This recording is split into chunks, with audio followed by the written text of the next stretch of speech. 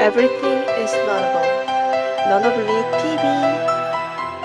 안녕하세요. 너너블리 TV 너너블리입니다. 반가워요. 오늘은 두 번째 Q&A 시간입니다. 오늘은 짱짱유기화학님이 남겨주신 질문에 답을 해볼까 하는데요. 질문 먼저 보고 오겠습니다. 붙이는 파스와 뿌리는 파스의 차이점은 무엇일까요? 라고 남겨주셨는데요. 소중한 댓글 남겨주셔서 감사합니다. 이 질문에 대한 답을 드리기 전에 제가 먼저 여러분들에게 질문 하나 드릴게요. 여러분, 파스 왜 붙이시나요? 먹는 진통제도 있는데 파스는 왜 쓸까요?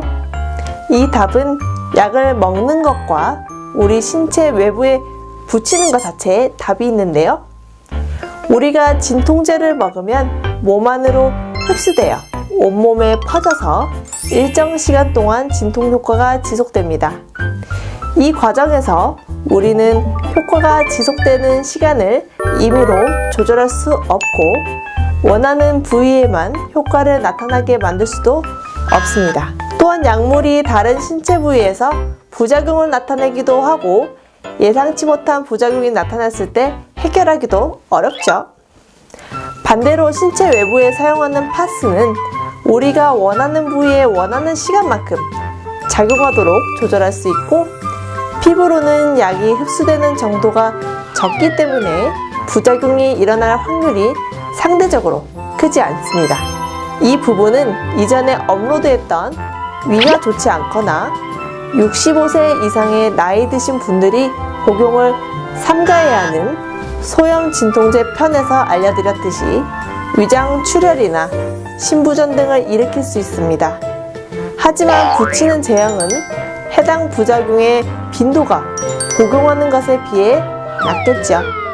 그럼 파스가 먹는 약보다 훨씬 좋은 것 아니냐고 하실 수 있을 것 같은데 파스를 붙이고 있는 과정에서 피부에 손상을 일으킬 수 있고 피부를 통해서는 몸 안 깊숙한 곳까지 약물이 도달하기가 어렵죠.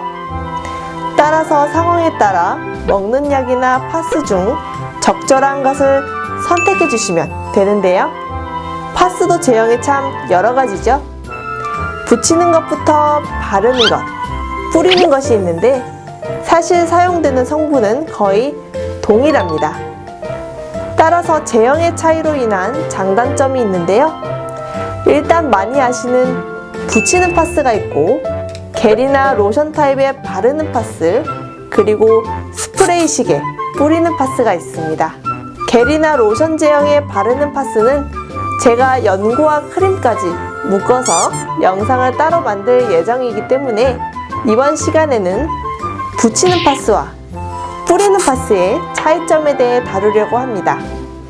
그럼 이제 붙이는 파스와 뿌리는 파스는 뭐가 다른지, 어떻게 다른지 알아보도록 하겠습니다. 우선 붙이는 파스와 뿌리는 파스의 각각의 제형에 대해 알아보면 붙이는 파스의 경우 여러분들이 약국에서 구입한 파스 포장지에 땡땡 플라스타라고 적혀 있거나 땡땡 카타플라스마라고 적혀 있을 거예요. 지금 혹시 주변에 파스 있으신 분들은 한번 찾아보시면 그렇게 적혀 있을 겁니다. 여기서 먼저 플라스타란 첩부제를 말하는 것인데요. 대한약전이라는 약에 관한 사전이 있습니다.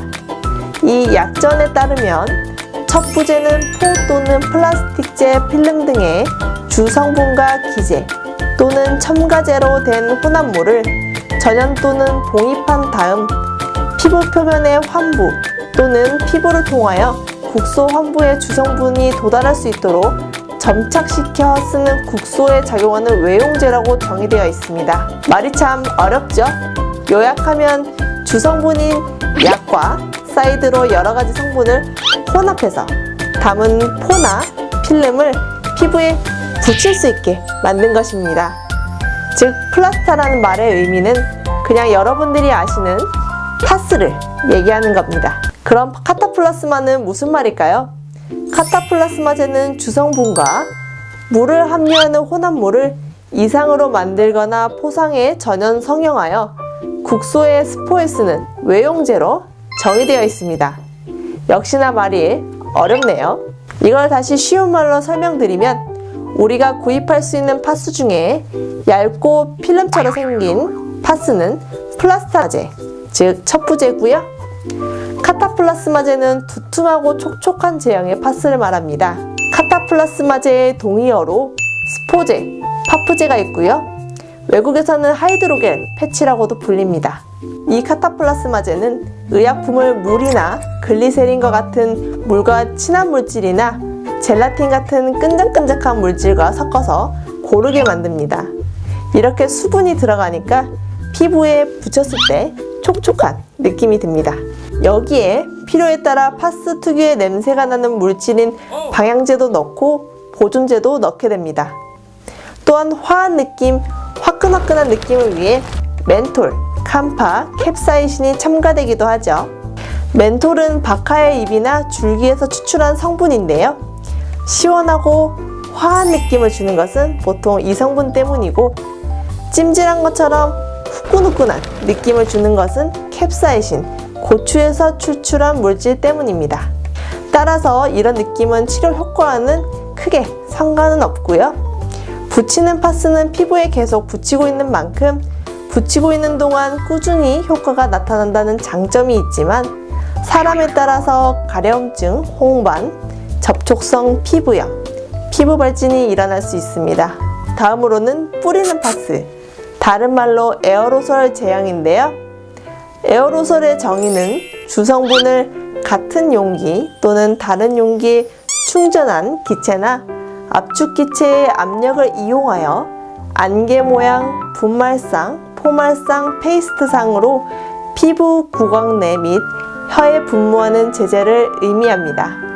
투여 방법에 따라 외용도포, 공간 분무, 흡입, 내복 등 목적으로 사용할 수 있는데요. 여기서 뿌리는 파스의 경우 피부의 외용도포, 즉 신체 겉부분에 고르게 뿌려주는 용도로 사용하죠. 이 에어로솔제 뿌리는 파스는 다른 제형과 비교했을 때 몇 가지 장점을 가지고 있는데요. 약물이 외부에 노출되지 않고 용기에 들어있고 압력을 가해서 분사되기 때문에 약물이 오염되지 않습니다. 따라서 청결하게 사용할 수 있고, 공기 중에 산소나 습기, 빛으로부터 약을 보호해줍니다. 따라서 이 에어로솔이 제조되는 시점에 무균 상태, 즉 균이 없는 상태로 제조되었다면 유효기간까지 깨끗한 상태가 지속될 확률이 높죠. 또한 뿌리는 파스는 우리가 손으로 일일이 문질러 주지 않아도 얇고 균일하게 약을 바를 수 있게 해주죠. 또 약물이 고르게 분산되어 뿜어져 나오게 해주는 분사제가 피부에 닿은 후에 휘발하면서 시원하고 상쾌한 느낌이 들게 해줍니다. 하지만 단점이라면 에어로솔 포장지의 단가가 높다는 점이 있죠. 간단하게 요약하자면 붙이는 파스는 지속시간을 조절할 수 있지만 오래 붙일수록 피부 발진이나 포진 등을 유발할 수 있고요. 뿌리는 파스는 쉽게 오염되지 않아 청결을 유지할 수 있지만 지속시간이 길지는 않고 가격이 높다는 점을 기억하시면 되겠습니다. 이렇게 붙이는 파스와 뿌리는 파스는 제형에 차이가 있고 각각 장점과 단점이 있다는 거 기억해 주시고요. 마지막으로 파스에 주로 사용되는 약의 성분과 주의사항을 간단히 정리해보고 마치도록 하겠습니다. 우선 케펜텍으로 유명한 케토프로펜, 그리고 록소프로펜, 플루비프로펜의 경우 소염 진통제를 드셨을 때 천식 발작이 있으신 분들, 그리고 기관지 천식이 있으신 분들은 이 성분을 사용하면 사용 후 수시간 내 숨소리가 쌕쌕거리는 등 천식 발작이 일어날 위험이 있기 때문에 사용을 피해 주시기 바랍니다.